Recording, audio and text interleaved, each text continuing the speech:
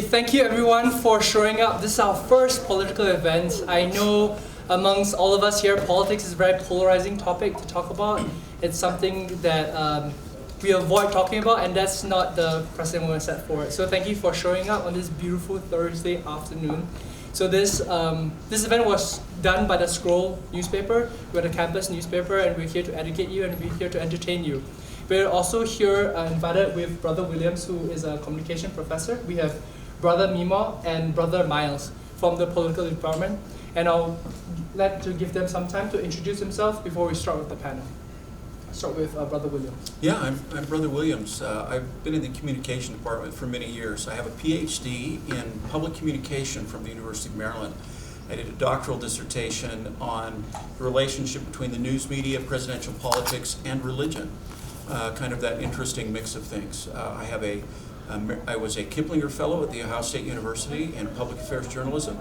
I was a Merrill Fellow at the University of Maryland, and my mentor there at Maryland for 2 years, I taught a class with a man named David Broder, who was a leading political reporter at the Washington Post in political communication, political journalism.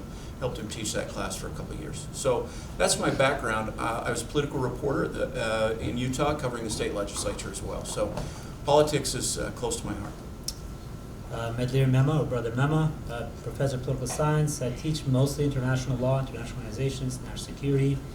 I guess in addition to my day job, I'm a head of program in Brussels on global governance and artificial intelligence.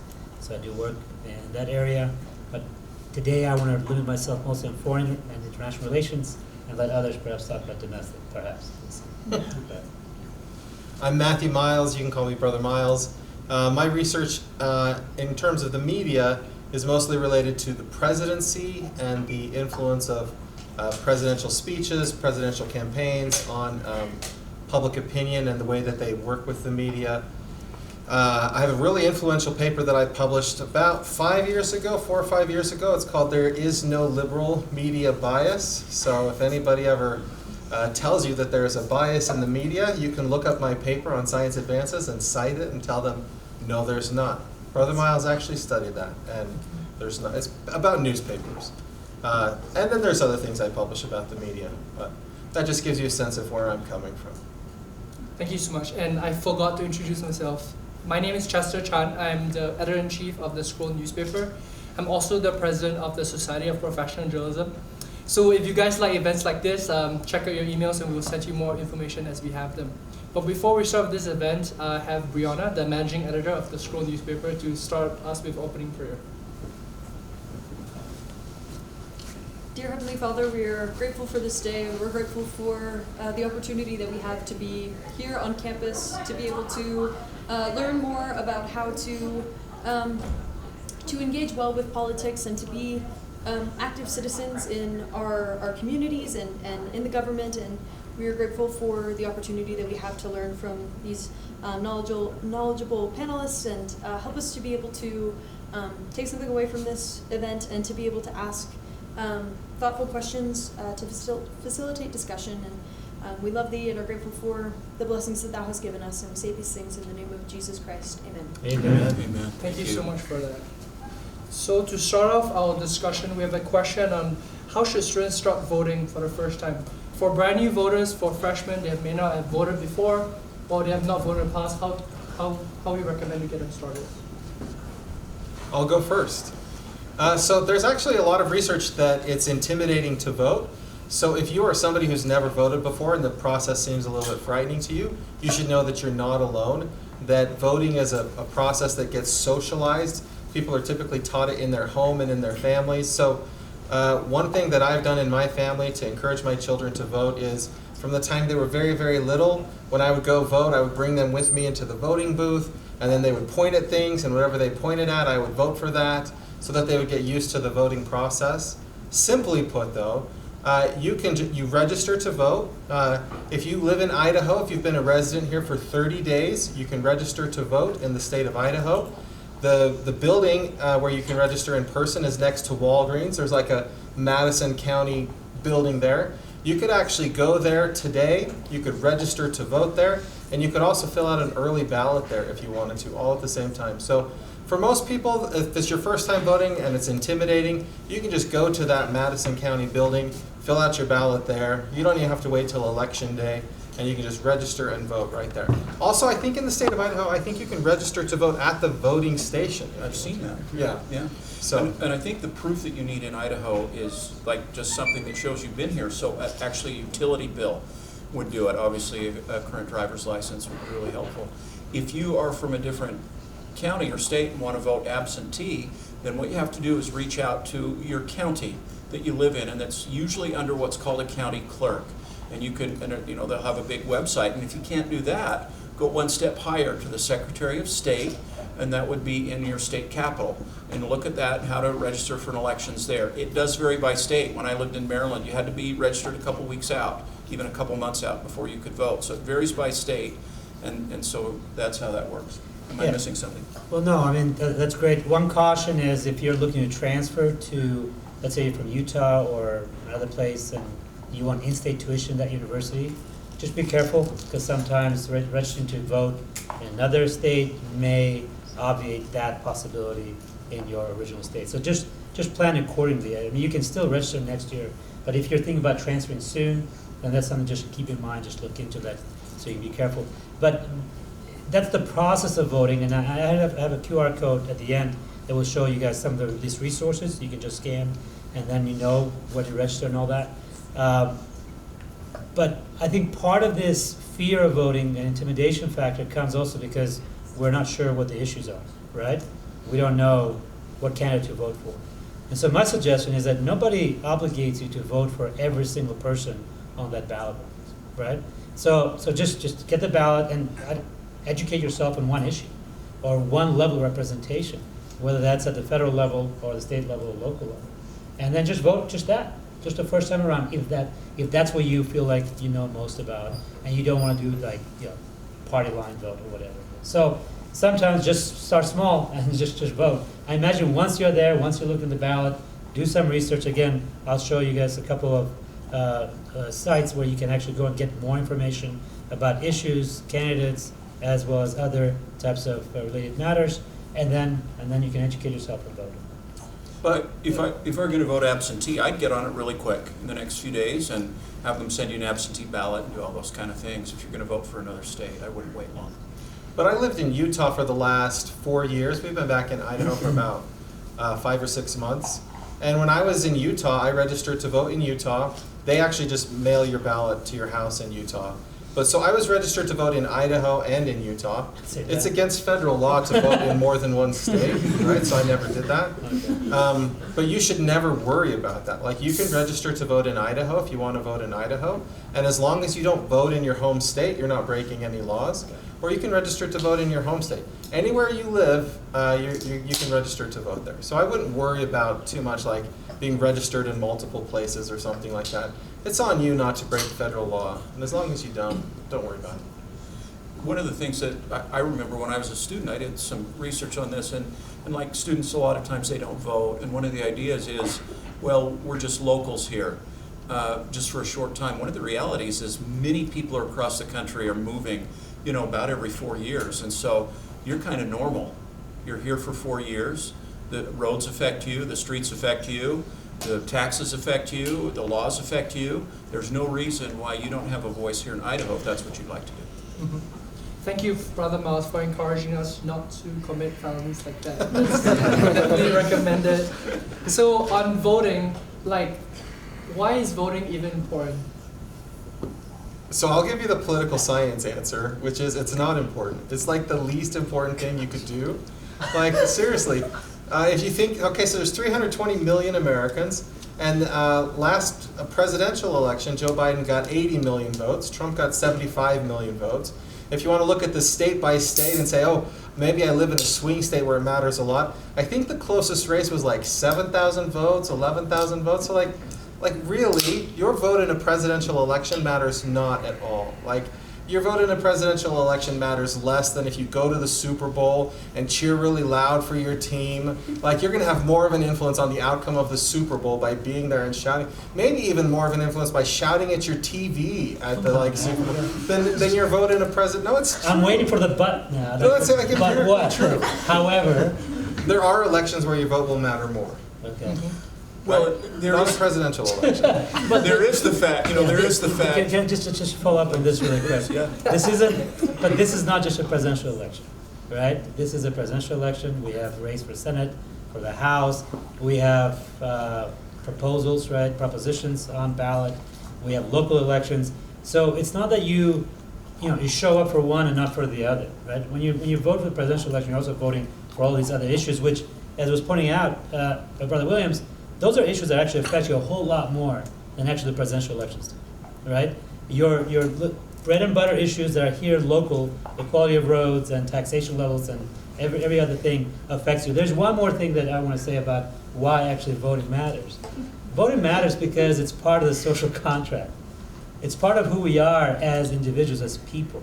Yes. We were talking about this clubs that we have on campus and the importance of traditions and of rituals, and we do this in the church. We do this a lot, right? We have all kinds of strange little habits that we do. That's partly because we're trying to build a particular type of culture within us. And so I do think that voting matters.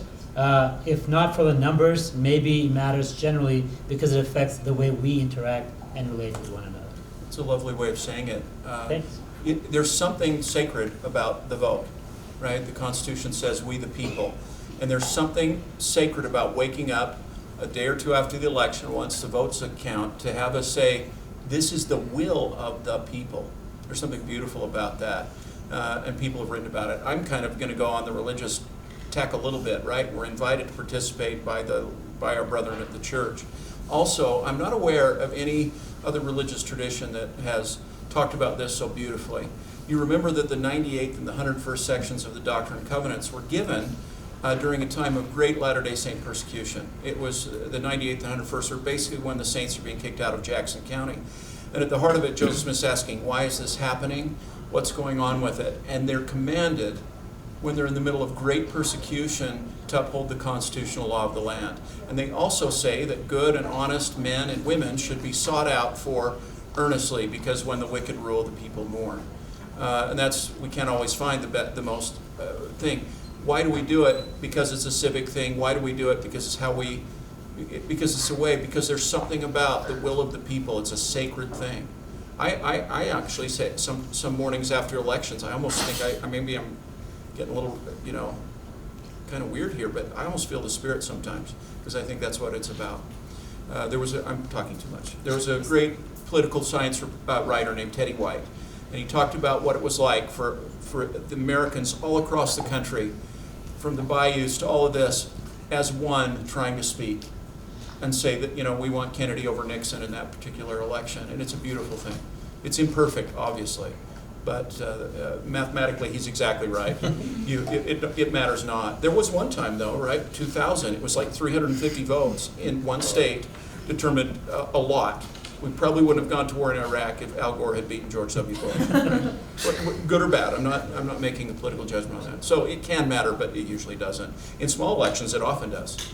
Yeah, so that's where mathematically, if you want to have an influence, it would be in the Rexburg City Council. And I'll tell you, it wasn't, maybe 3 or 4 years ago, students were tired of the booting that happens in apartment complexes. So they organized, they went to city council, and they said, hey, your policy about booting in apartment complexes violates state law. And the city council said, you're right, we need to change this policy. And then a week later, some of the, I'll just call them organized interests in the community, came to the city council and said, this is really going to harm apartment complexes. This is going to be really tough for us if you keep this policy in place. And so then the city council changed the policy. Well, there are 18,000 BYU-Idaho students right now on campus, and in most city council elections, it's about 6,000 people that vote. So BYU-Idaho students could organize, and you could run the city of Rexburg. And you guys could make those policies. And I'll tell you, there are a lot of taxes that get put on the apartment complexes to fund things in our local community. Why? Because you guys don't vote, and we do. And so we make policies that benefit us more than the non-voters.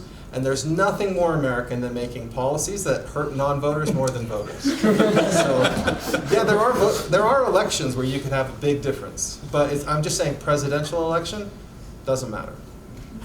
Yeah, Idaho has a law where if you're going to pass what's called a general obligation bond, they have to get 60% of the local vote. These votes are usually scheduled in off times, not in November.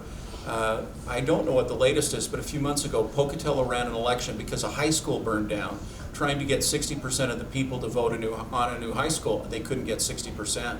I'm guessing it was a matter of a few hundred votes. It's hugely significant, hugely important. So as I was saying, the vote does matter.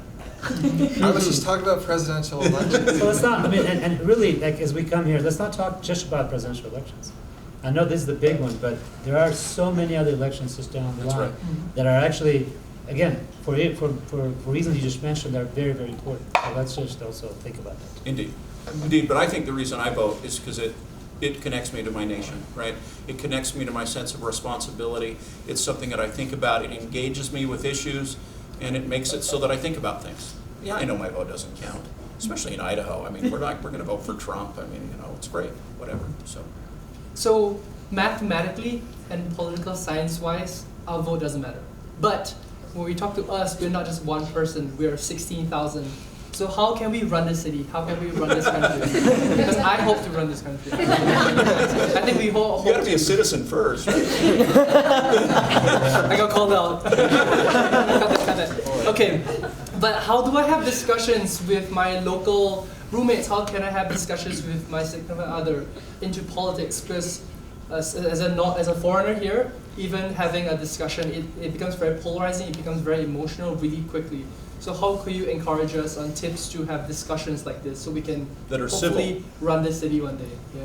That are civil. Well, I'll tell you from a political science perspective again. So given the mathematical impossibility that your vote matters in a presidential election, the question becomes, how do you get a person to vote, right? Because it's not in anyone's self-interest to actually participate in the vote.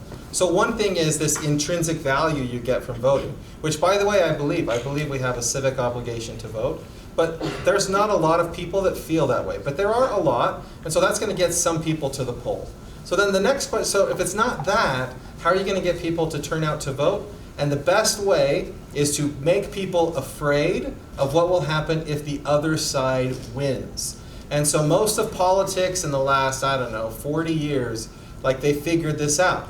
And the best way to get people to turn out to vote is to frighten them about what happens if the other side wins and your side loses. And this is why the 2020 election had the highest voter turnout in presidential election in history. Because all you heard about in 2020 is, this is the most important election of your life, the outcome of this is so important, and you should expect to always hear that message. So then the question you have to ask yourself is, am I going to buy into that? Am I going to be a part of that? Am I going to believe them when they tell me that if the other side wins, everything's going to be terrible in the United States? And I'm not going to, feel free to believe that if you want to believe that. I just happen to opt out of that kind of thinking. And I say, that's you trying to manipulate me. That's you trying to make me think that things matter much more than they do.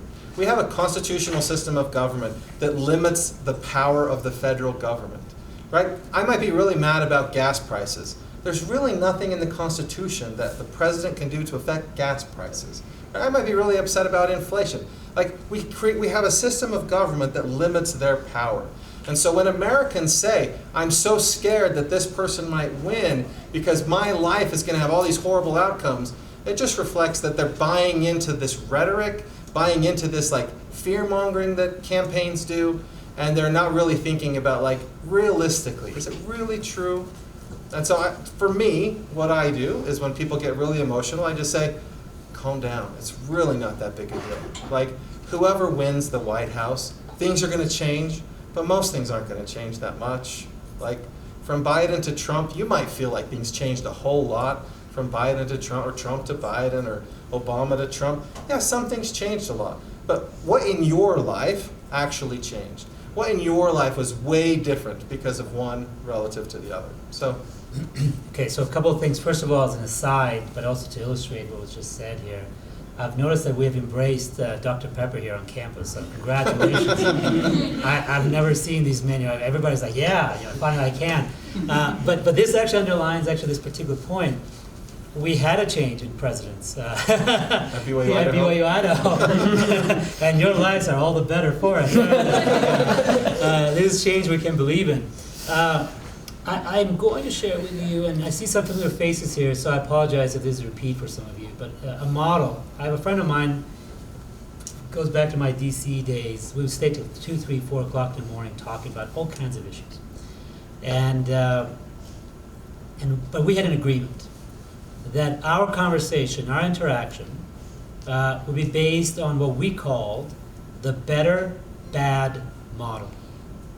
Okay? A better bad model. Here's what that entails.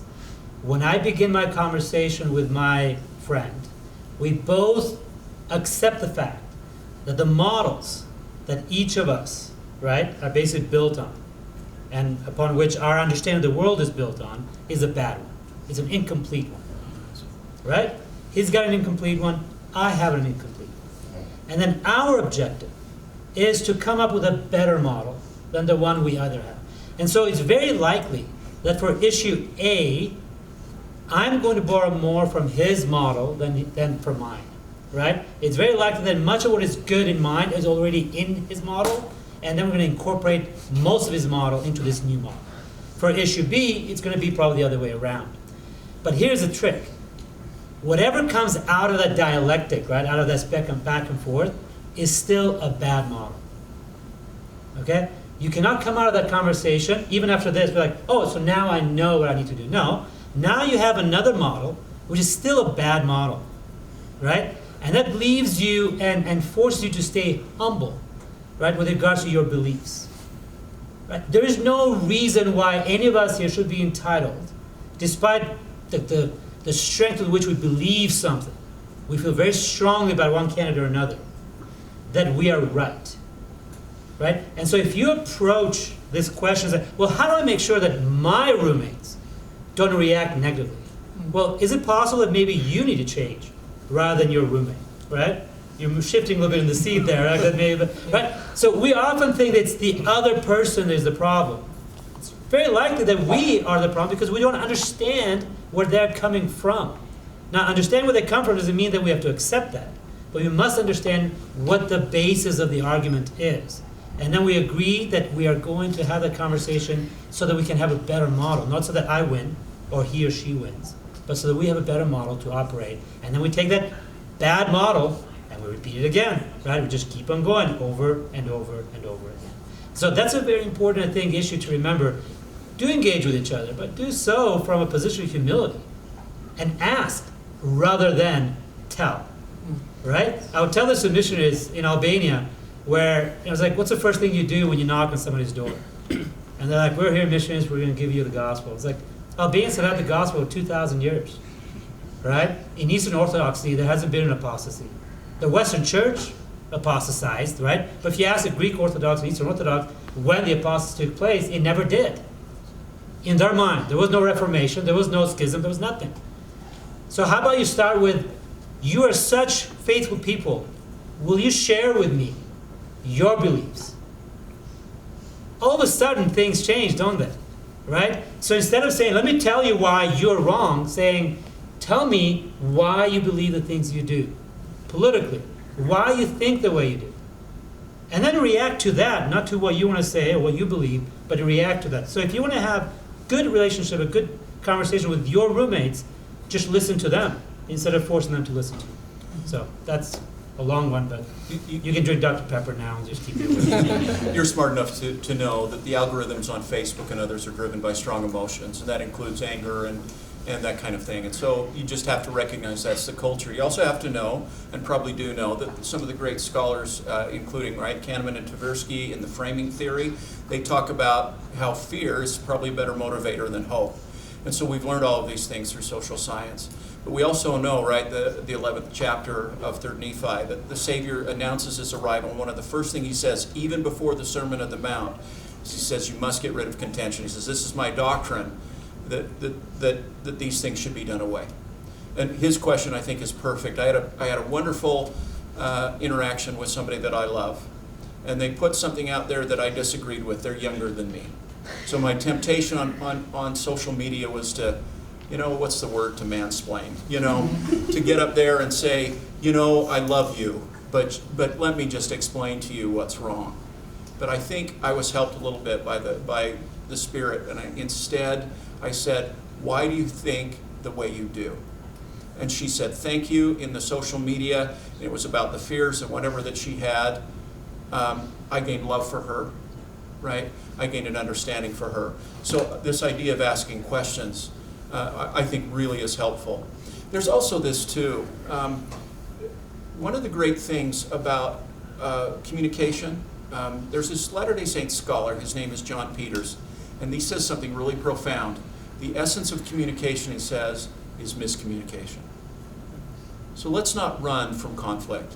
It's okay that somebody disagrees. That's where we learn. Why is it the Lord gives unto us weaknesses so that we can be humble? It's not just our weaknesses that help humble us. It's also the other person's weaknesses.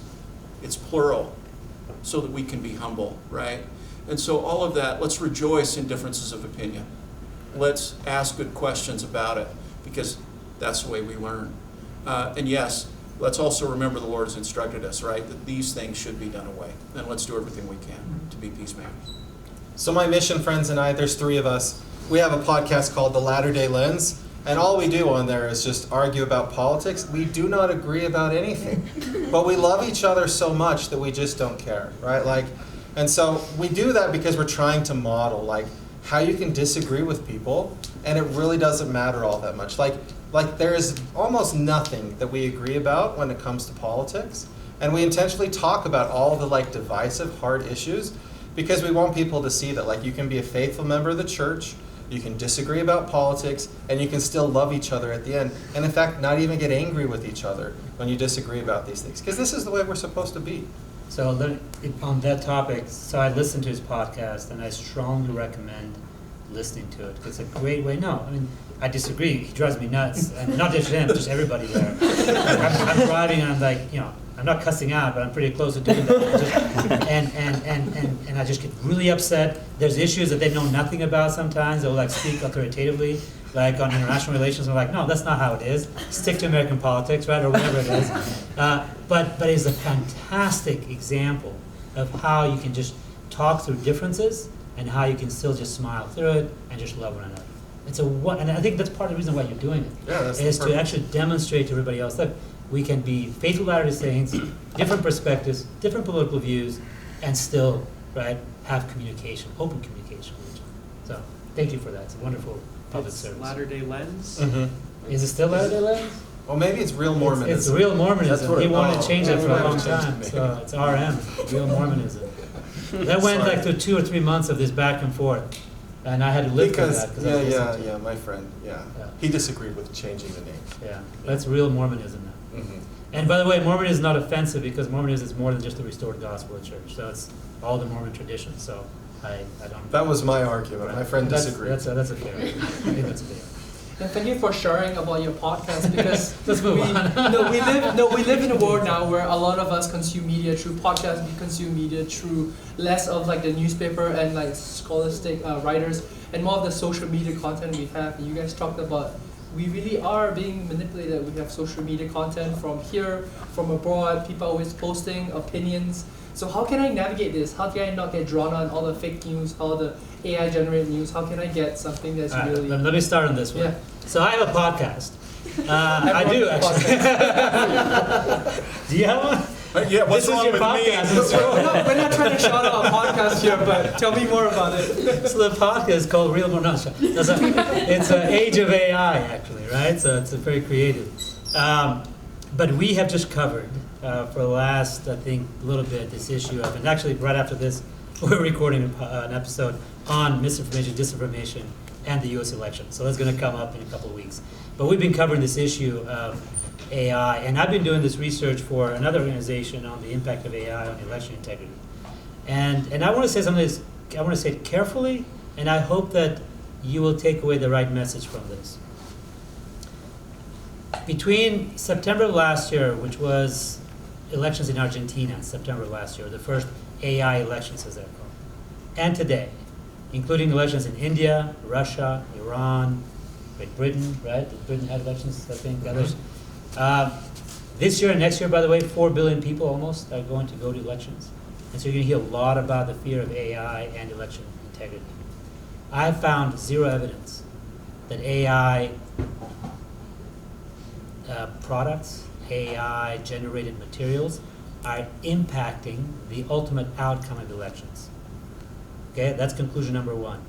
That is that no election outcomes have been altered because of AI-generated videos, pictures, or election materials. Now here's where you have to kind of use your mind a little bit more, your brain. What I have found evidence of is that AI is serving to further polarize people. Okay? So it's not causing Matt to think as I do, right? Change Matt's view from category A to category B. It's just entrenching Matt's views within his worldview. Right? Because if I see an AI-generated video of the opponent, I don't care if it says like it's obvious it's AI-generated, that's going to reinforce my existing beliefs about what I think about the opponent. Right? And the same thing happens on the other side. So this material doesn't serve to change people's minds to go across party lines. It just makes them more entrenched in their views.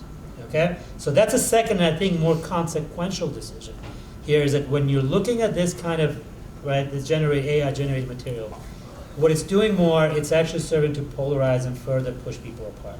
So yes, it is problematic. But I say this, and I mentioned the first example, because, and I've been pushing a lot up against this, there's a lot of talk across Western democracies and the global South about censorship, right?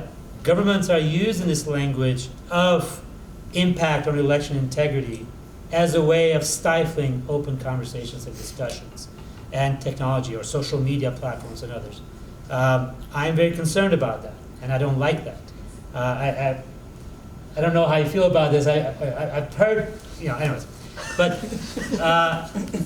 this comes from a place where I understand, but you understand also that I lived in a communist country, right, as an Albanian. And I know what censorship is. And I know what that does to people. And I'm not interested. You fight misinformation and disinformation with more information, with better conversations like this. You don't fight it by stifling open discussions and open conversations. That's when I talk about dealing with misinformation and disinformation, it's about being intentional with the media consumptions. I also, right, speaking religiously, you really can rely on the Holy Ghost. I've had multiple times in my life where something just didn't seem quite right. Maybe even that hint is that it made me more angry. There's stuff in journalism that in journalism that I trust that is really sad, really distressing. But if it's done with professionalism and done with all the right, things that professionals do, I don't end up feeling hopeless. And they're not even like deliberately making me feel hopeful. It's just these are the facts. And remember, I tell my students this in communication, right? I'm quoting too many scriptures today. No, you never can quote too many. But the 88th section of the Doctrine and Covenants says that we have a spiritual responsibility to be informed, right, of countries and kingdoms and the wars and the perplexities of nations. And we do that so that we can become good Latter-day Saints. So what is the answer? I think it's about the relationships you make. So find a source. So instead of waiting for it to come to you, this is a big problem, I think, in the surveys. That people are saying, if the news is important, it will find me. So instead of being passive, be active. There's lots of good sources out there. And develop a relationship with that source. I'm a huge fan of the Wall Street Journal that you can get a free subscription to here on campus. And I just recommend it to everybody. And there are things they don't do well at, I don't think. They're not as good, I think, maybe at some of the international relations. They're not as good at some of the ideological things that are going on in culture. But man, I know who they are. I trust them. I learn something almost every day that changes my worldview because I'm open to it, because I have a relationship with that publication. So go to the publications you trust, develop trust, maybe occasionally go to other ones.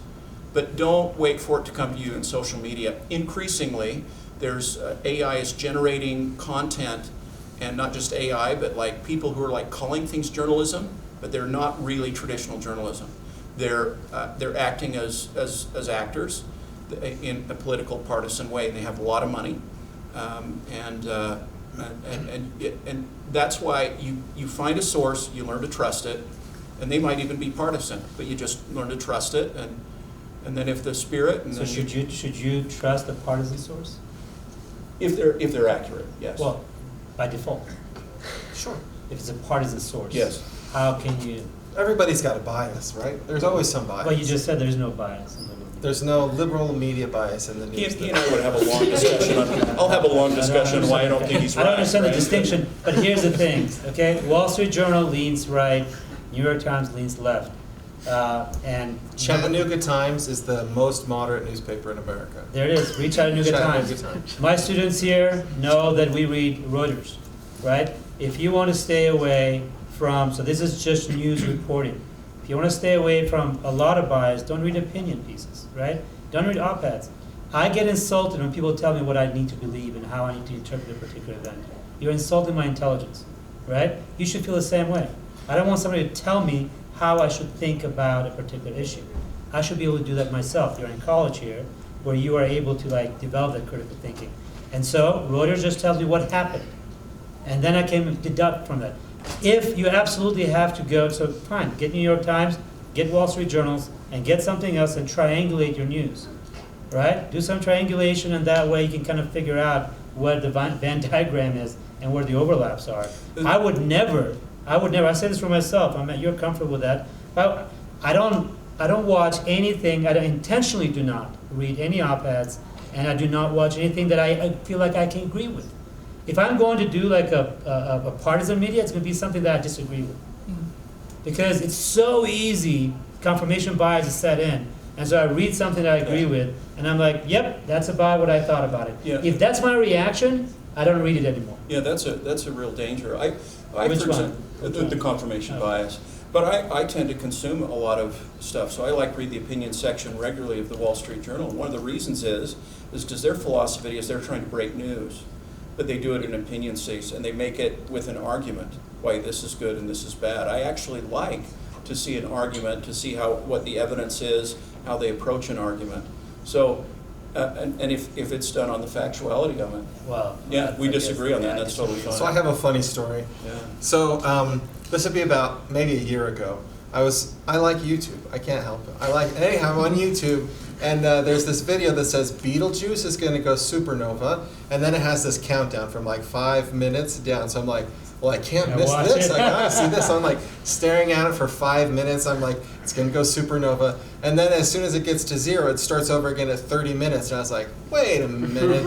I don't think that they actually... And then I started thinking, wait, do they actually have a video camera that could be that close to Beetlejuice? And then the next morning I was jogging with my wife, and I was like, hey, there's Beetlejuice. Let's watch. It's going to go supernova any minute now. I saw this countdown on YouTube. And she's like, are you some kind of idiot? That's the stupidest thing. How could they possibly know the exact moment when Beetlejuice is going to go supernova? And then I started feeling stupid. And so then we Googled it a little bit, and it's sometime in the next 500,000 years it's going to go supernova. And I felt really, really stupid. But it illustrates, I think, what happens a lot of times. There are media out there like this, whatever channel this was, they're just there to get clicks, right? And they use all the tricks in the book to get you to pay attention. And YouTube is full of it, Instagram's full of it, TikTok, we don't have to get started on that stuff, right? And there's no way for you to know while you're watching that if it's good information or if it's bad information. And if we're all being honest with ourselves, at the moment you don't even care if it's accurate or not, because it's giving you it's really making you feel good, right? So you just have to separate in your lives. I'm not going to tell you to not consume that information. It's super fun. I just told you my story. I felt a little cheated at the end, but there's a lot of fun to that, but you have to know that those people are not trying to inform you. So if you want to be informed, you have to go to sources that are paid to inform you, and sources that are worried about being sued for libel if they put misinformation out there. And so I say, if you want to be able to detect bias, you have to, the only way to see what bias looks like is to consume things from all over the place, because then you can start to see what it looks like. You have to train yourself, oh, okay, this is what this bias looks like, this is what this one looks like. But if you want to be informed, you have to consume media from sources where they're being paid to create information. And lucky for you at BYU-Idaho, Wall Street Journal is free and New York Times is free, I think.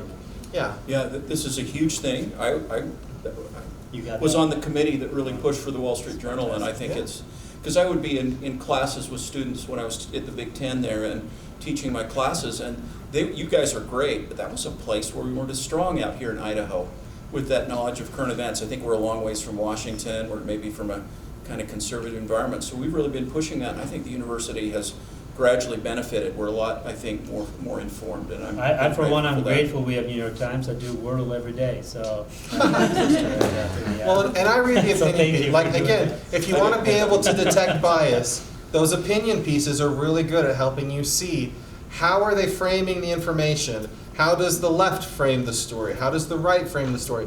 Because they're going to talk about some of the same things, right? Or you can also say, what are they talking about? And that helps you sort of kind of like detect bias. But you have to get the facts that matter first, and then you have to understand where they lean, and then you have to understand that you're reading that, right? And there is definitely a particular bend and slant to that particular article. There's an argument they're making. So whenever somebody makes an argument that they want, just like your roommates, right? They want you to see their way. And in doing so, they're going to obfuscate some facts. They're going to leave some other things out. It's kind of like when you watch a political debate, and it's the same question but two different answers altogether. What does it tell you? There's a particular argument they're trying to make. And that's why I said, so if you are not a very critical consumer of news, then I'll stay away from opinion pieces. If you are, a fellow at 1,000 different institutions, then do it. But if you are just, you barely have time to discriminate among facts, then just start with something basic like Reuters. Yeah. Inform yourself and then go from there. I'm not arguing against Reuters or the BBC No, or I'm National not Public saying. Radio or Associated Press. One of the challenges, even with fact-based news, is they have to make decisions about what they include, what they Of course, don't yeah. include, which is itself a kind of argument, right? Sure. And that's Absolutely right. that's one of the challenges. But I think it's about so for me, it's about that relationship. Trust part, yeah. Find somebody that you trust and then go with it. That's kind of the argument, instead of waiting for it to come to you. That's a lot of interesting With the discussion. proviso that if you find yourself agreeing with it increasingly, it's time to move on, right? Because confirming your It's bias. fun. That's fun to do. No, it's not. That's just. I think it's fun. What? Why would you want something that It's like confirms your you're like biases? saying, That's if just. you really like the San Francisco 49ers, don't watch their football games because you're going to feel really happy. Well, with even them. they lose half the time, so that at least makes you uncomfortable, okay to like- right? They're not. It's like saying like the Patriots, I guess, like during the. I don't know, Yeah, Move on. Another Well, question. discussions is really important. Thank you for sharing your biases with what football teams you guys like. I feel like we can definitely label you in certain American football team. American football teams. Yes. There are football teams. I cheer for the and there are Browns. American. Yes. Wait, I just want to say this though. I think it's important to remember that most Americans are grossly misinformed or uninformed about politics. In my classes, we'll do this on a regular basis. There are these weekly news quizzes where it'll ask you 10 questions about what's going on in the news. And as a class of 30, 40 people, they'll get like 9 out of 10 right. But if you were to make them do it as an individual, most people are going to get like 4 out of 10 right. So even if you meet somebody that tells you they know so much about the news, odds are they really don't. Like most people are way uninformed and most times misinformed about what's going on. One of the challenges with news coverage and why you have to be deliberate is we are biased in our press towards what would be called the global north, right? The major economic powers of the north. And so one of the things that you're seeing is, so for example, I once did a little study, it was a little thing, like there was this football player named Chad Ochocinco. He was getting more news coverage in the American press than the entire country of Chad in northern Africa. Because he's a football player. Because he's a football player, because that matters to us, and there's money here in the United States. And so sometimes it's worth looking, finding other sources that are, what's going on in other parts of the world, and just try and learn about those things, and just do it. And there are sources out there where you can find them. But yeah, and Chad, of course, had incredible problems at the time with refugees and, civil distress. And a lot of things were going on, and Chad Ochocinco was catching footballs and changing his last name. So that's a problem. That's a bias in the news media towards the wealthy. And so we have to always be looking for those other stories too. That matters. So now that we've established that there's a lot of bias with all the news sources we have, it sounds like that truly it will never be a true credible source because it's always going to be biased a certain way. And the best way we can do this is to have multiple sources.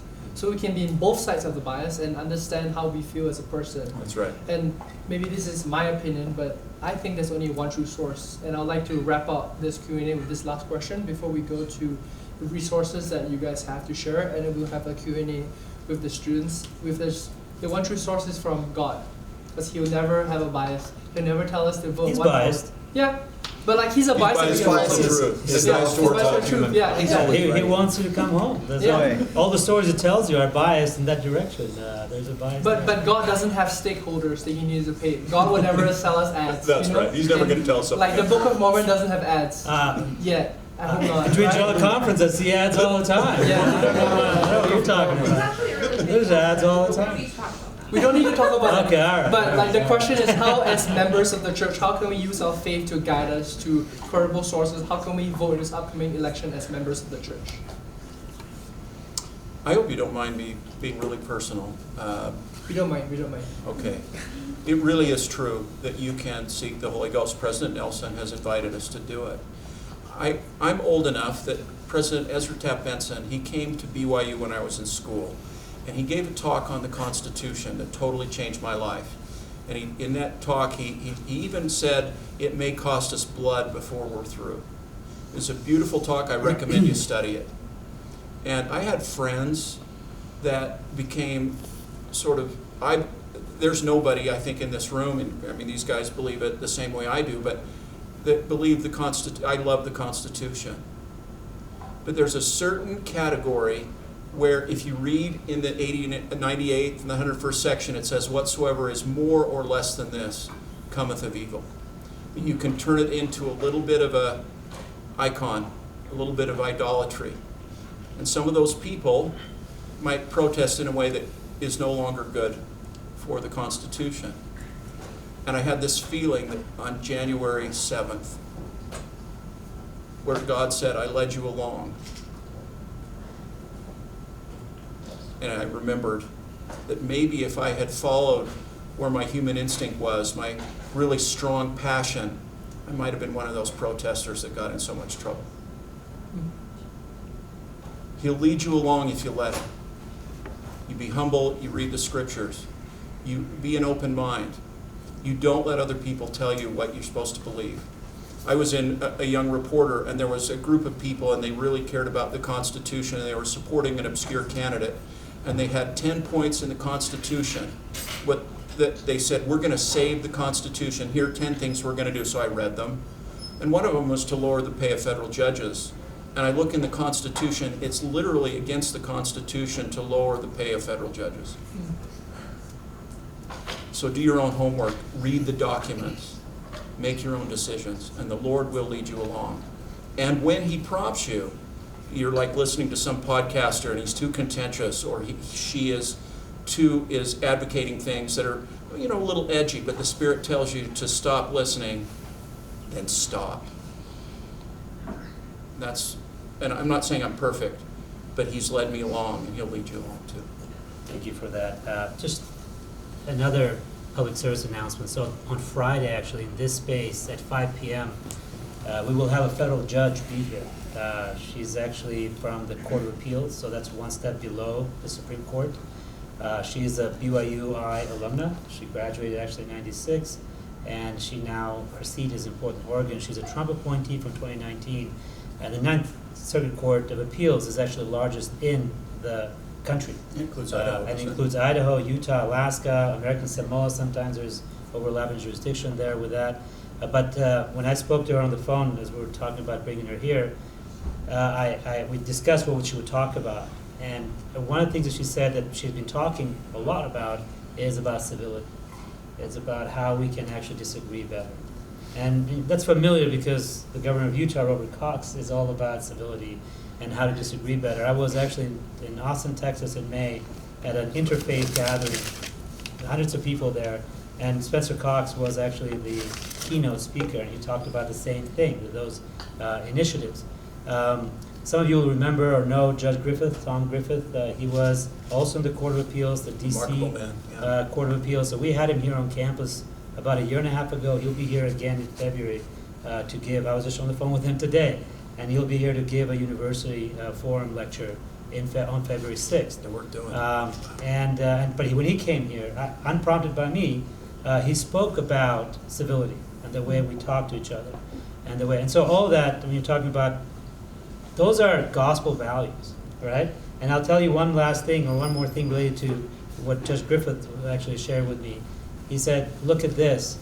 Jonathan Rauch, who is one of the leading kind of minds in the United States, professor of law, he teaches at University of Virginia.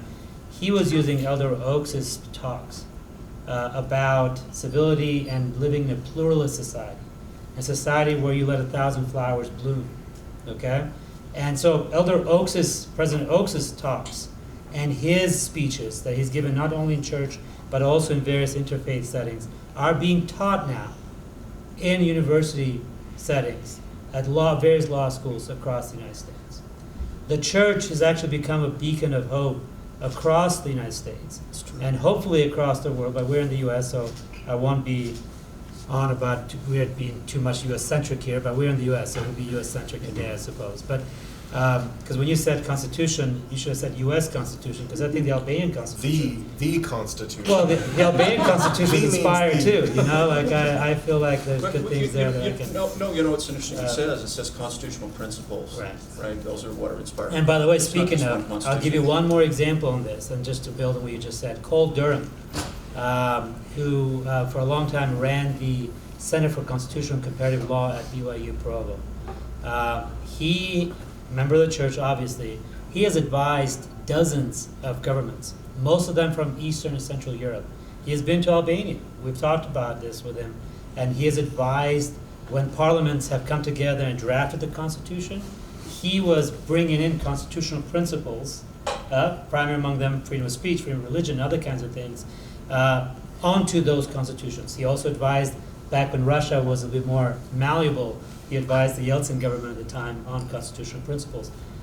We have gospel principles that can guide us in the way we engage with one another, right? We've talked a bit about that. Hopefully we have modeled how we can disagree, right, kindly with one another. And I think it's important for us to understand that. Being right, or thinking that you are right, and thinking that you are more virtuous and righteous than somebody else, does not in any way give any of us the right to be self-righteous about it, right? We can't do that. We can't do that with our friends, with our roommates, anybody else. And unless I forget, Elder Oaks in 2001, he gave a talk about defending our divine constitution. That was the name of the talk. And in it, he said the following. I'm paraphrasing, but he said, listen, times are such that it's very likely that one election cycle you'll vote for one party, another election cycle you'll vote for another party. One time for one candidate, another time for another candidate. And that we should never, ever, ever, in churches, outside the church, hold our church membership as a hammer over somebody's head and say, well, you cannot have a particular political persuasion or another because you are a member of the church. Okay? This is from President Oaks, who is not a shrinking violet. All right? And so if he's comfortable with that, I suggest that we become comfortable with that. And that it's okay for us, you know, whenever it is the case, to have different political leanings. You can be a libertarian, a Democrat, a Republican, an independent, a Green Party, whatever you want to be, and still be a good member of the church, right? The fact that we have to even say that is sad, right? But we have to say it. All right, So something I want to say about voting, I think it's human nature where we say, I have to learn something and then I can do something. But I think there's actually a gospel principle that the Lord actually calls us to do something, and then we learn by doing, right? So you're called to be a primary teacher, then you're like, I better figure out how to be a primary teacher. You're called to be an elders quorum president, and you're like, I better figure out how to be an elders quorum president. I think that too many things in life, we feel like I have to learn how to do it, and then I can do it. And I would say in all things politics, but especially voting, you decide that you're going to be a voter, and then you're going to figure out how to be a voter. You want to organize the students and make a difference in Rexburg? You decide that that's your calling, you decide that that's what you're going to do, and then you'll figure out a way to do it. And I think it's an important gospel principle for us in all aspects of life. But since we're talking about voting and participation, that's the principle. You just decide that you're going to do it, and then you'll do it, and you'll figure out how to do it, and you'll be really good at it, because the Lord will guide you in that process. That's awesome. Well, thank you for sharing everything. Now we would like to share some resources that you guys have available to show. You have it. Yeah, I have it. Pull out your phones. These are QR codes. I didn't pay for them, so they probably will disappear after a day or two, so make sure you have the websites. I just learned today, by the way, that those cheap QR codes, they expire after a few days. I didn't realize that. We embossed that onto something and I realized that It's a t-shirt. it's no longer good. And now it points to a It's very naughty website. Exactly, it's like somebody else does it. That's not the case, but this is temporary, whatever it is. Okay, so there are 4 slides here. The first one, this is vote.gov. So if you want to register to vote, you go here, you select the state in which you want to register if you haven't already, and then you can get all the information, okay? So this is your first resource. Everybody's got it? Good, so we move on? Okay, next. Ballotpedia, this is just information. Again, Really good. There's no commentary, there is no opinions, okay? This is just information. It's a collection of information. Every candidate, every office, how much they've raised, where they raise it, everything about every election. Policy in the United positions, States. okay, Yeah, what they believe, everything else. It's just from the word, from the mouth of the horse, whatever. Okay, next. Vote 411. This is actually the most, like this and the first slides are kind of similar, but it's a one-stop shop for election-related information, especially with regards to registration, but also what kind of initiatives are available in your area, in your county or state or whatever. So this is an important one for you guys to have. Again, between this and that, triangulate, and then you can use the right information. And last, we did not get to talk about this. How many of you are familiar with Prop 1, Idaho Prop 1? Really? Okay. Okay, become familiar. If you're going to vote in Idaho, this is the most consequential vote you are actually going to cast this time around. Depending on what the state legislature does after the election. Let's just start with this, because it's fine. Even if they overthrow it, at least there is a precedent, right? But this basically decides. Idaho is one of 10 states in the United States that does not allow, right? I think by legislation, this kind of regulation. We Right? passed a law last Against session it. against stopping ranked choice voting. Right. So that's But we're one of 10 political states. scientists, so we get really giddy about voting, right, and elections. And But this is just look it up. We don't have time to discuss this. If you have questions, It doesn't matter at all. No. that's right. if you have questions, talk to Matt about it. But this is probably the most important ballot. Because we're initiative. political scientists. No, come We on. think It'll there's change, a it constitutional changes. amendment, you know. Yeah, should do. I was There- gonna bring I'm mine. just Did I saying, bring like- mine? Or you can send it to me. Does anybody know what Prop 1 is? Yes. Email I'll it. explain. I'll explain Prop 1 real fast. Okay, explain. Can I just pull them up here? Well, he It'll take does Prop that. 1 says that there will, in Idaho, in all elections, there will be an open primary. So whether you're Republican, Democrat, whatever, if you want to run for office, you enter this open primary, and the top 4 vote getters in that open primary all go to the general election. And then in the general election, you rank your preferences, 1, 2, 3, or 4. If you don't like all 4 of them, you could leave them blank. You could just vote for 1 if you wanted to. So as a political scientist, from our perspective, what we know happens around the world with ranked choice voting is it eliminates the power of the 2 parties. So And if more you moderate outcomes. yeah, more cooperative, I Yeah, think would be a better cooperative. word. That's good. I like It encourages cooperation. But if you're one of these people that says, I don't like Republicans, I don't like Democrats, I would like there to be more options and take power away from them, this is a political scientist-like approach to doing something like that. If you love the parties and you think that you like it how it is, you should probably vote no to Prop 1. Good? Go to the library's website and you can get access to the Wall Street Journal. It takes you about less than a minute to register for it. And you would go through the library's website, choose databases. It's right in the middle of the library's website. Similarly, you can also subscribe for free for the New York Times. I recommend that to everybody. If you were outside of campus, you're talking multiple hundreds of dollars a month to do some of those things. As far as journalism sources, I'm a fan of this. This actually you have to pay to subscribe to.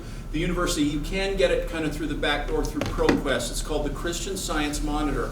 Our friends in that religion called Christian Science have felt like one of their religious duties was try to have this kind of neutral feeling. And actually, for a time, the Deseret News in Salt Lake, one of its editors had won a Pulitzer Prize from the Christian Science Monitor. He'd been a Christian Scientist and ultimately joined the church, but President Hinckley asked him to run the Deseret News. So it's amazing.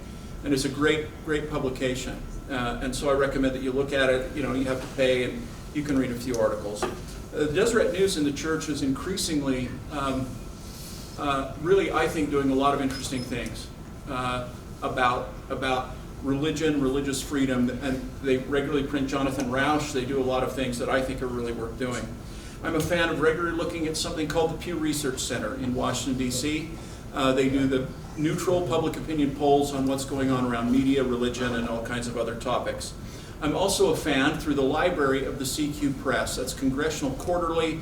They have issue briefs. They have an incredible amount of information. And their almanac, their CQ research, you can research just about any issue that you want through the Congressional Quarterly. It's really a terrific resource. I don't use it enough. I'm a huge fan of, although you would say it leans left, it's an organization that does nonprofit journalism. It's called ProPublica. What they do is they do investigative reporting in the public interest, and they bring up things. Again, people argue that it leans left, but I think it's terrific, and I recommend that to you. There's a handful of organizations that are talking about one issue in a very incredible way. Here's one called the Marshall Project, and they talk about criminal justice reform, and it's terrific work. I recommend to you as well the library's website called Flipster. How many of you know what Flipster is? You should all know what Flipster is. This is numerous digital magazines that you can just turn them page by page by page electronically. Whoa. Yeah, and so what you That's do, pretty like cool. here's, for example, news, politics, and social issues. I hope this will come up. Sure enough, right here, and of these, I don't recommend China Daily, that's produced by the Communist Party, but foreign policy, an extraordinary set of essays on what's going on around the world. To subscribe to that, it's like $100 a year, and you get it for free. Here we have the Atlantic Monthly, one of our most venerable publications about politics. They do terrific work. I recommend a writer named Caitlin Flanagan. Unbelievable. Terrific. Wired, if you want to know what's going on in the digital space, it's terrific. The New Yorker is the most literate magazine, I think, in the world about nonfiction. Now, I'm a fan of opinion journalism, as I talked Does about. Flipster have an app? Yes. Okay. That I'm not aware All of, right. so thank you.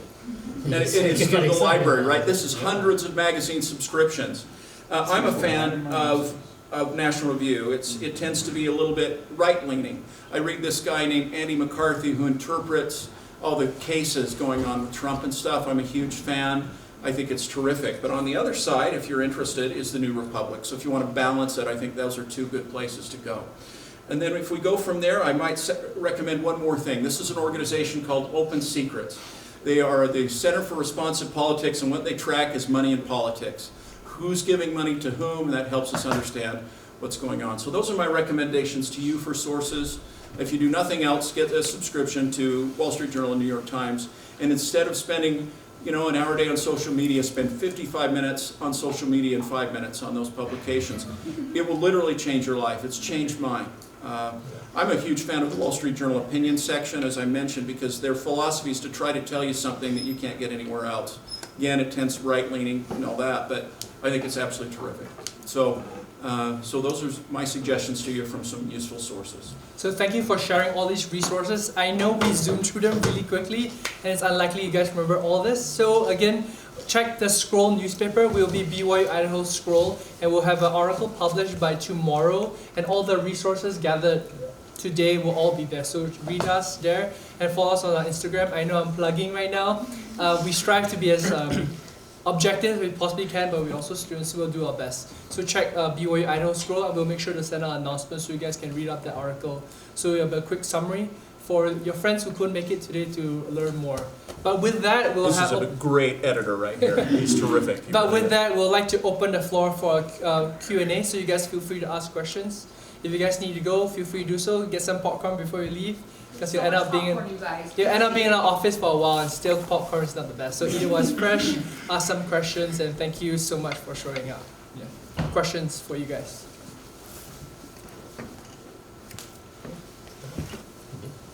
Yes.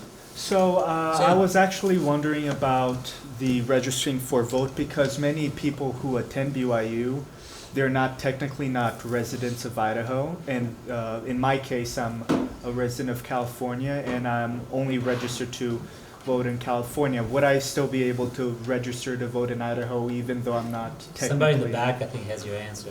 Yes, I just wanted to say, I just wrote an article covering how to do it. All the steps, all the links that you might need. It's on Scroll, got posted today. So if you go on Scroll, it should be one of the first that gets pulled up. It says how to vote in 4 steps. It's basically if you've been here for 30 days and you have You something are a that proves resident. you've lived here for 30 days, then you're eligible. Swell. And by the way, But then don't vote in California. city officials will tell you, they'll try and scare you. When I was here as a student, I was political science, I think, society chair, whatever, and we were doing something like this, together with the Scroll. And I remember getting phone calls from the city and telling us, stop telling students to register I here. wonder why. I wonder Right, for the reasons The that mayor you just did pointed that out. to me. And so, anyway, just to say, the only caveat is saying, if you're planning on going back to California like in a month, then they, like the in-state tuition stuff, what do you think? That No, really that- can't no, be. no, that's just a scare tactic. Okay. That doesn't matter. Yeah, So, no- see, I was misinformed, triangulate, and you get I it. spoke to the mayor, you did that to me. It's been mixed. My experience with it is some are say, hey, please go ahead and vote. Others are a little more, less sanguine about it. It is what it Answer is. some of my questions. Yeah. You can be registered to vote in multiple states. Just don't vote in multiple states in the same election. It is a felony, yes. We don't want you to I didn't commit answer any of my felonies. questions on Excellent. city zoning laws. Why should the younger generation get involved? You should not. Give the power to me. Please, I hope that young people will stay out of politics. me too, because I don't think they're well enough informed. I don't think they know anything. No, I'm kidding. Don't let the boomers win, guys. Come on. Run this country, right? Yes. It does feel, it's easy to feel discouraged No. about it, and that's kind of what people want you to feel. But I think part of it is that have a realistic expectation. One vote's not going to change everything, but it does change things. It just that your opinion and listening, being non-contentious, may make more difference than anything else. Wait, let me just answer real quickly on that one. Think about the policies that are being talked about in the election right now and who they resonate with, and that will tell you everything about who votes, right? Right now, you can guarantee that old people are going to participate in elections. Like, even if they have to take their walker right to the middle of the nursing home that they live in, they're going to vote. And so you'll hear policies that are geared towards that generation.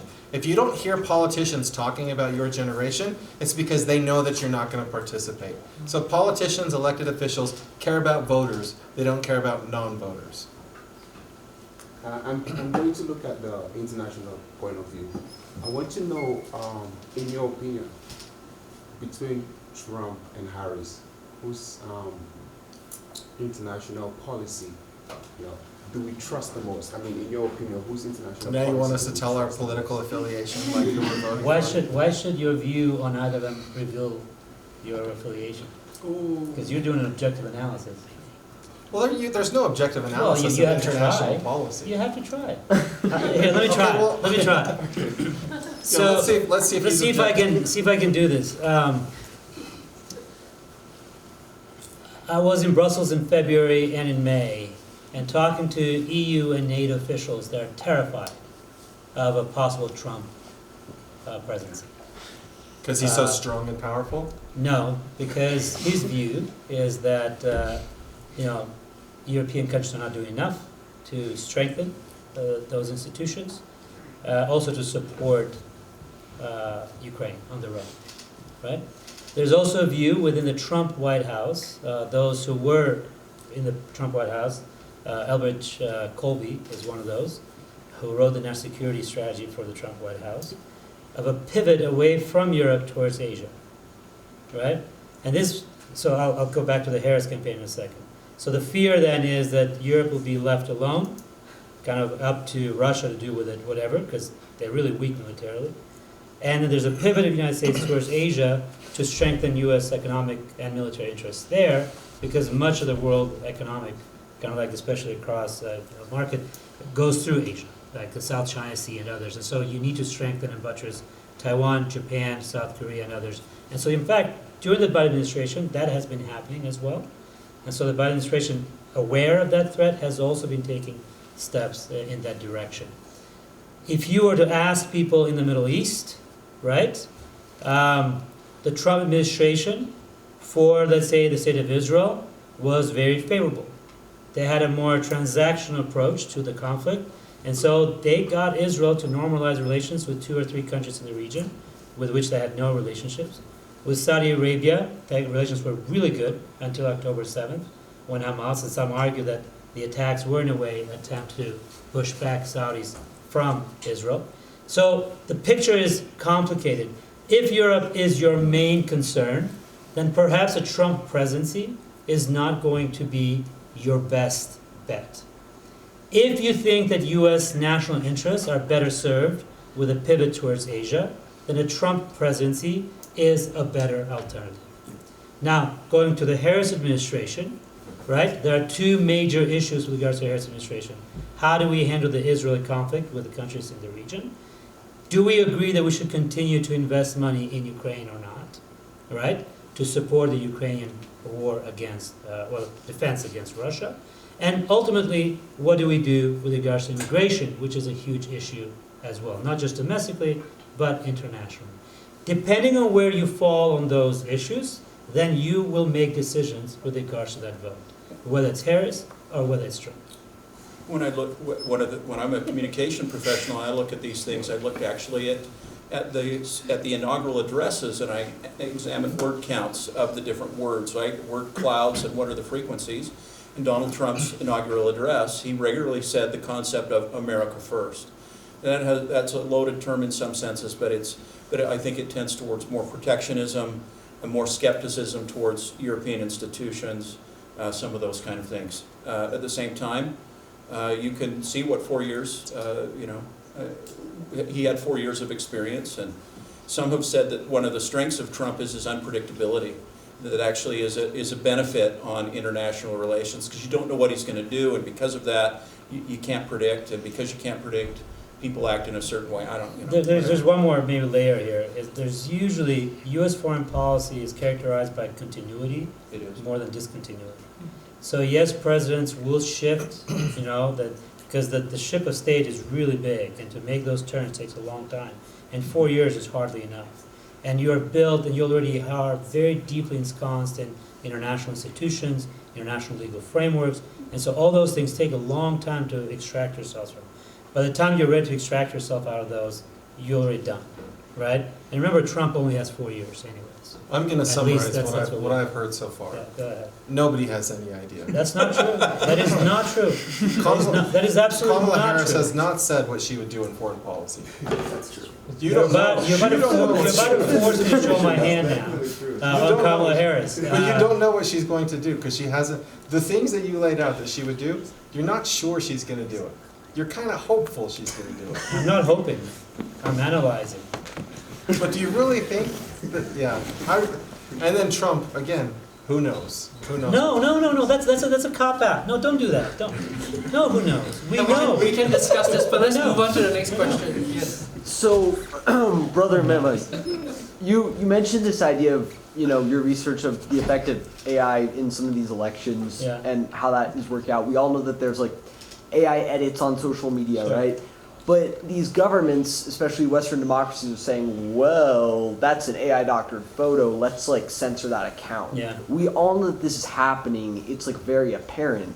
That's not right for the government to kind of use that. Is it not right for the government to censor? I'm actually pro-censorship, so I don't know why he's asking. Oh, yeah. Well, that's why I asked. Listen, he has You're experience. anti-First Amendment then. He's afraid that communism's everywhere in the world. No. Is it not? Is it not? I He's mean, used to No, it's communist not. Let's dictators not overuse. censoring No. him. Let's not overuse that kind of language of communism, fascism. That's just hype and overstating the matters. That's not the issue. There are certain, in human rights law, what we call rights that can be derogated and others that cannot, right? And freedom of speech is one of those, right? You may have the right to stop me from protesting, but not the right to complain about the fact you stopped me from protesting. That's an essential right that societies have generally. And so that's my concern with that. I understand that even from a human rights perspective, there are certain rights that are not absolute and even universal. But at the end of the day, I think that if we have governments deciding, which way and what boards will decide what is right and what is wrong, I think that is for me a problem. For me, No, that's not my a view good on thing. it. I agree. It seems that you're on that side, but I imagine Now you need there's to be others that will careful, feel because if differently. you listen to people you agree with, then Yeah, that's what I'm saying. Apparently that's dangerous. So my follow-up to that was, but I imagine you'll find others that don't feel as you do. So stop, listen to their arguments, Yeah. and maybe they have a better argument than yours. One of and the- that's fine. I'm kind of both sides on this a little bit, right? There's no such thing as absolutism in free speech, Definitely. right? There's not a single, you're going to go to prison with things like child pornography, right? And I wish we actually had a constitutional regime, we almost do, that really knocked out a lot of pornography, and I think you can make a constitutional case for it. Yeah. And I think that's not a bad thing, right? It's maybe too late for much of it, but I believe it's consistent with constitutional principles. However, if you study something called the Schenck case, this was during World War I. They just passed what I thought was a terrible law, the Espionage Act, and guys were they weren't even protesting. They were handing out leaflets saying, "Write your member of Congress," and under the 13th Amendment, we shouldn't have a draft, and tell them that that's what we think. They made a constitutional argument. They were socialists. Mr. Schenck got arrested and went to prison and went all the way to the United States Supreme Court, and 9-0. They voted against Mr. Schenck. And they said things like, you can't yell fire in a crowded theater. They said things like, a clear and present danger. They were just saying maybe we shouldn't have a draft. Yeah. And it took them almost 60 years until the Brandsburg versus Ohio case to say, no, it's not. So the danger, I think, in censorship regimes is it can very quickly spiral into something that just doesn't make sense, and that most of us would disagree with because people want it. That's kind Which is of why it's easy not to yield any, because. But I'm not going on Twitter because it's such a sword. But the reason why you feel that pornography is because your set of values dictates that pornography is a bad thing, It's complicated. but not for somebody else. but they're wrong. But and- a society, but also though the founders did Yeah, say it's that this is complicated. yeah. It really is. Well, so my solution to this social media is, I think we just have to change our libel laws so that social media is held to the same standards as print media and news media. And I think that you could litigate a lot of these things in like civil litigation, and that would solve a lot of those. So so that would kind of go against the idea that somebody like Elon Musk says that it's just a public town square and that people are just kind of exchanging opinions, right? That is such a fallacious argument in my view, because that it's just a town square. It can't be a town square when he's the one that controls what gets promoted, what doesn't get promoted. Somebody's going to control the other it, right? problem with a town And the square cheap issue, let's say it really is a town square, is we don't allow protests everywhere. We have time, place, and manner restrictions. And in the days before the internet, there was a place for pornography that you could get it, but it was in the back room. We could have made, and we still could make, really heavy filtering that says, if you want to go it, you've got to have a different browser if you want to get that stuff. And we can go into the Section 230 in the Internet Decency Act and how that was a colossal failure of our Congress, but that's another day. These are great questions. Yeah, you guys are great. Do you have any more questions before we wrap up? We are scheduled to end at 6:30, so we're right about. But if you guys have any more questions, please, Isabel. Sorry, what is your name? You're on the end. Brother Miles. Okay, cool. So at the beginning of this whole thing, you were saying how that like presidents don't have impact or influence on the cost of groceries or the cost of gas and things like that. And I guess online, I've kind of seen both sides to that the president or what the president supports or laws that they enact, it actually really does impact how expensive groceries are and gas are and things like that. And you were saying how like the presidential election doesn't really like affect your life personally. I think like for me, seeing like how expensive everything is now, I'm kind of wondering where that came from, if it was from the Biden-Harris administration or like corporate greed, or I guess like I want to know your guys' opinion on that, because like for me, that's what really affects my life, the cost of living. Yeah, so I'm not an economist, but the global pandemic had disrupted supply chains, and that has had an inflationary effect all over the world. So the United States is experiencing inflation, but so is every country around the world. And so what did our government do about that? In the Trump administration during the pandemic, there were 2 laws passed on a voice vote. So it was a Democrat House, Republican Senate, and Trump signed it into law. 2 major pieces of legislation that just dumped a whole lot of cash in the economy. And the reason they did that was to try to prevent the bad effects of the pandemic. So yes, the president can have a big effect on the economy when Congress is united behind the president. Like, sure, it can happen, but aside from this global pandemic and a whole lot of money being dumped into the economy, most things that happen in our economy happen through the Federal Reserve, right? We have like a central bank. We have a number of institutions that some of them are like they're not part of the executive branch, they're not part of Congress, right? They're overseen by both branches. Most of the regulation of the economy, we try to take away from the politicians because we can't really trust them all the time because sometimes they're going to do things that are a little bit shady. So I wasn't saying the president has no effect. And the Strategic Petroleum Reserve made a big effect. Yeah, that's right. Yeah. And I imagine in your generation, like the window that you have of perspective, it seems hard to believe that the president doesn't have a lot of power. Because you live in a world where the media is regularly telling you like all the things that the president is doing, and people are blaming presidents for this and presidents for that. What I'm trying to say is our system of government is set up that there's separation of powers, and the president is limited in their authority. And it's true, like if the president has the House and the Senate and the courts all on the same page, then yeah, they could probably do some things. But it takes a lot, and it's more than just a presidential election that would have that kind of an effect. President Biden was trying to relieve student debt, good or bad, right? And the Supreme Court said no. And he's still trying, but it's not getting very far. So there's a fantastic episode with Jon Stewart. He's got his own podcast, The Problem, with Jon Stewart. I think it's on the weekly, anyways. But it's his latest one. In it, he actually brings 2 economists to debate this particular issue that you just raised. So I suggest, and they don't come to terms with each other, 2 different perspectives, because one perspective that this is a supply issue, another one's a demand issue, inflation, meaning that it's either consumers' fault or it's actually corporate greed, as you were pointing out. Some of it could be tariffs. And there's a lot of things that cause So this is obviously complicated and complex.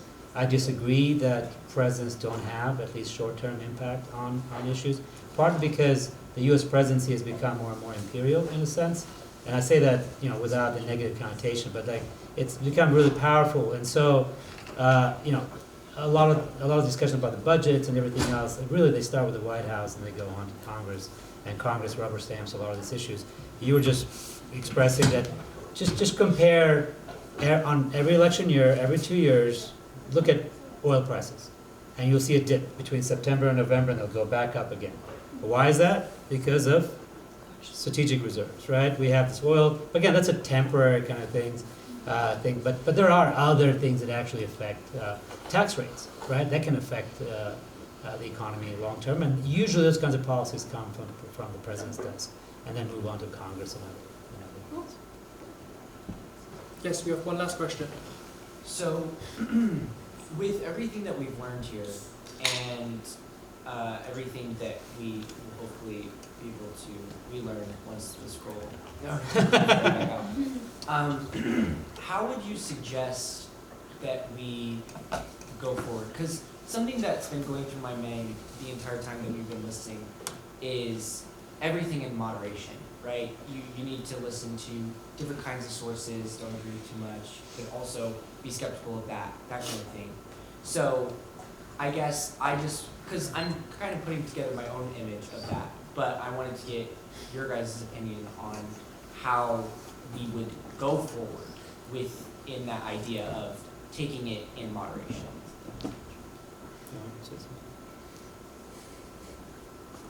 What went through my mind is I'm not sure where that phrase comes from, everything in moderation.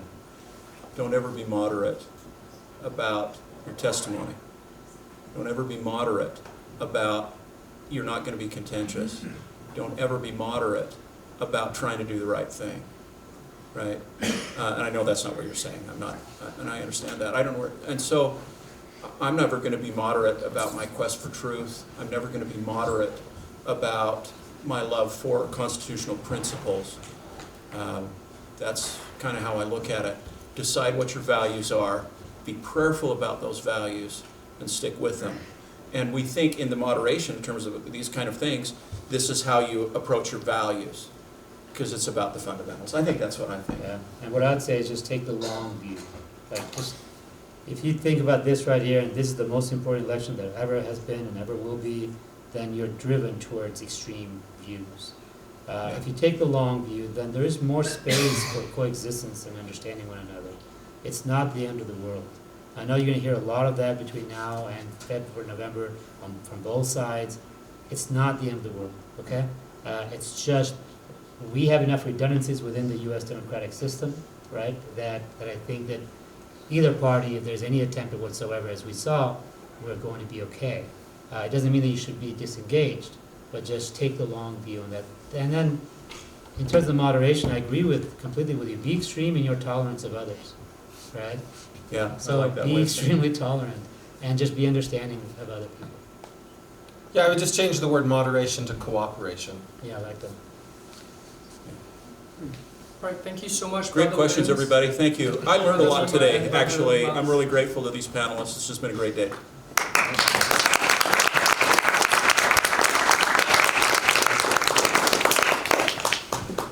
Right, you guys are free to go. Be sure to follow us on our social media and check out our article that we published. Thank you.